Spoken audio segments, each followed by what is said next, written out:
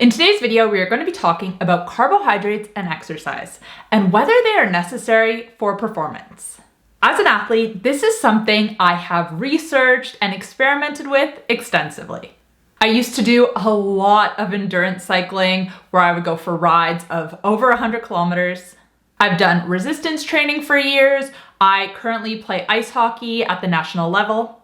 And I do a lot of Pilates and low intensity workouts. So I have a good range of mainly aerobic to mainly anaerobic exercise. So in today's video, we're going to be talking about if and when carbohydrates are necessary for exercise performance.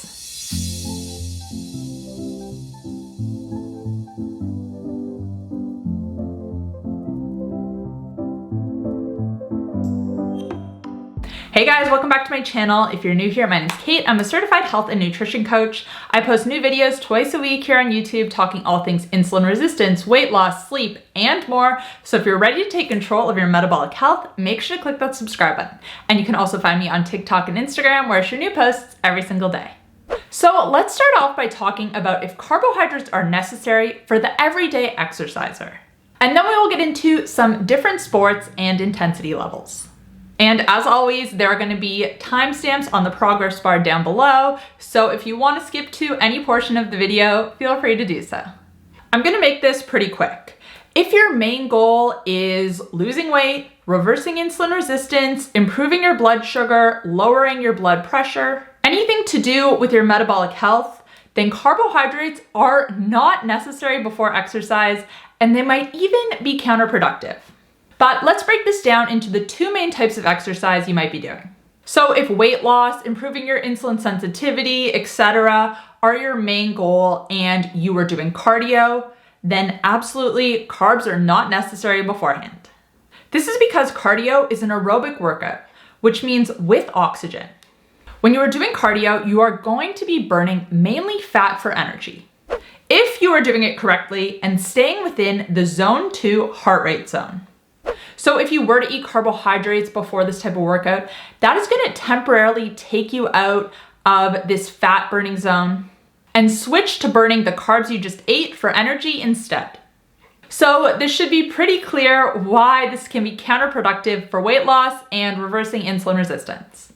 Now, if you're doing an anaerobic workout, such as a resistance training session, then yes, carbs and glucose are the main type of energy that fuels this type of exercise. But unless your goal of building muscle trumps your goal of improving your insulin sensitivity and losing weight, then you're better off not eating carbs beforehand. You will have glycogen stored in your muscles anyway, which should be enough to fuel your workout. Now for anything low intensity, such as Pilates, again, absolutely not necessary to have carbs beforehand. Most of the time when I do these type of workouts, I do them entirely fasted. Usually all I've had in the morning before these workouts is some MCT oil in a coffee. I won't go into MCT oil today, but if you do want to know more about it, I have a whole video on the topic because it's a pretty amazing type of fat.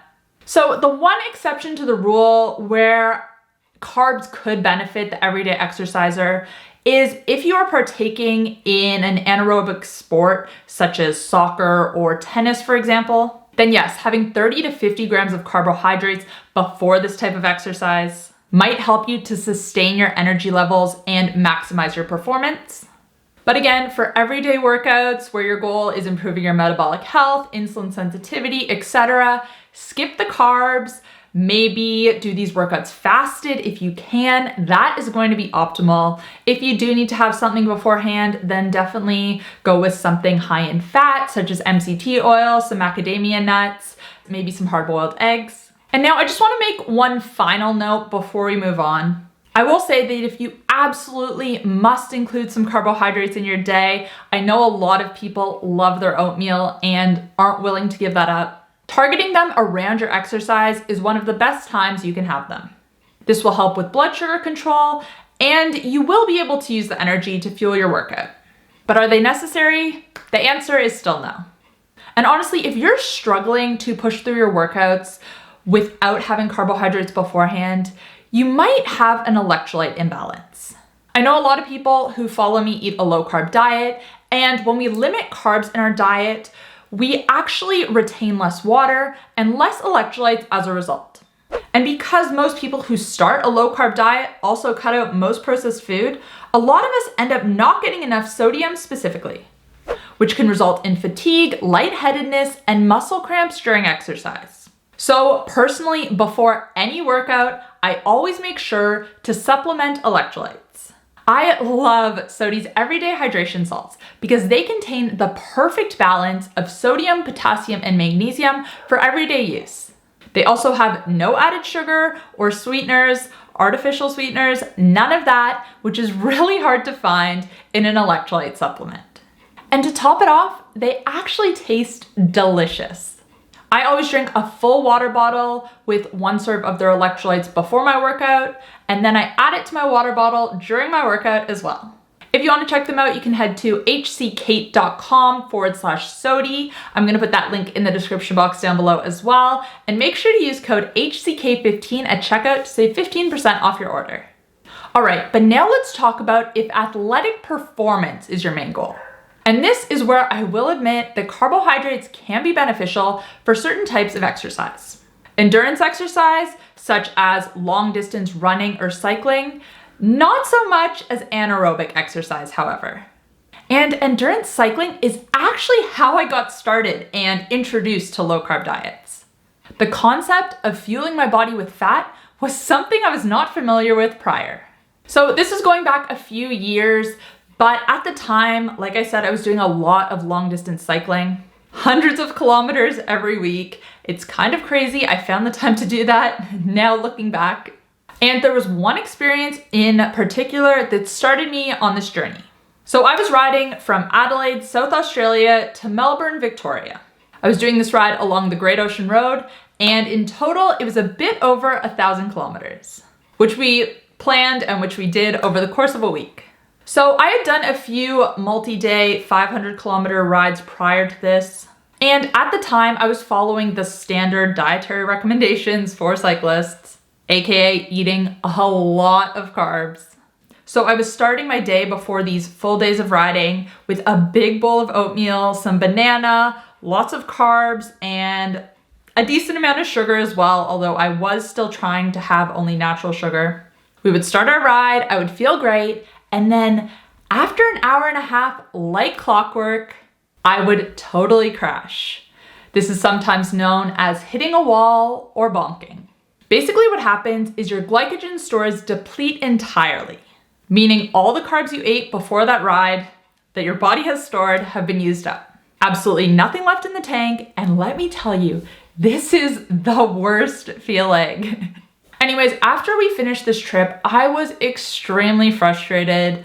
I thought there had to be a better way than having to stop to eat every 1.5 hours. Having these energy highs and lows, it was just a nightmare.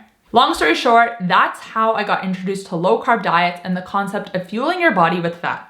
And since I went through the fat adaptation phase, I have never felt that feeling of hitting a wall ever again.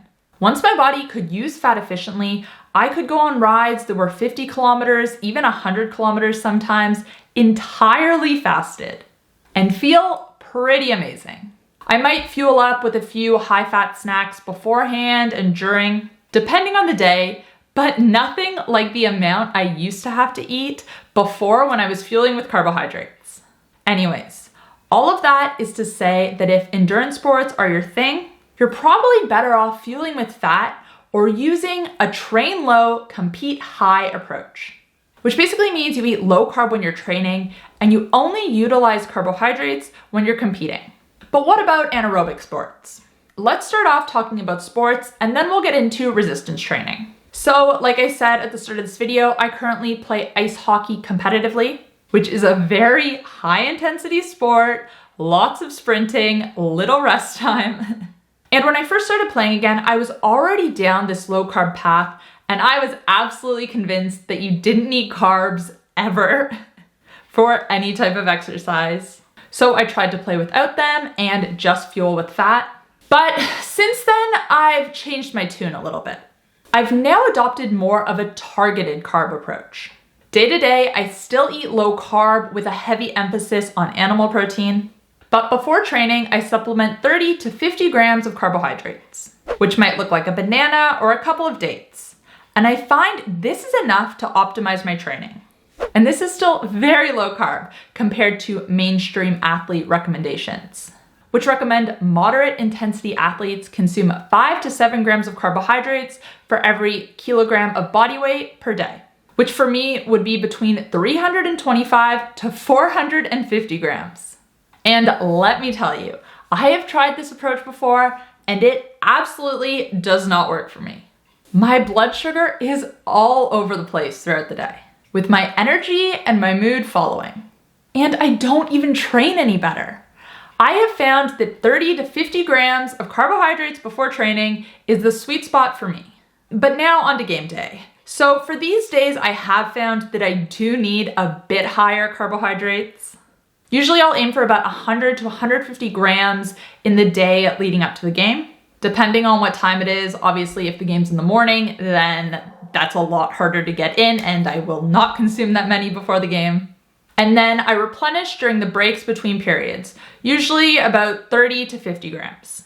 But now I will say it is a very fine line between consuming these carbs through whole foods and not causing digestive distress, which is an issue a lot of athletes deal with.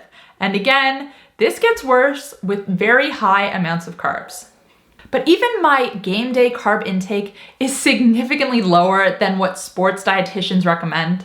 According to them, I should be consuming 450 grams to 780 grams of carbohydrates in the 24 hours leading up to a game. I absolutely cannot imagine. And I'm gonna say something, I don't mean to brag here, but I'm just trying to put my point across that what I do really works for me.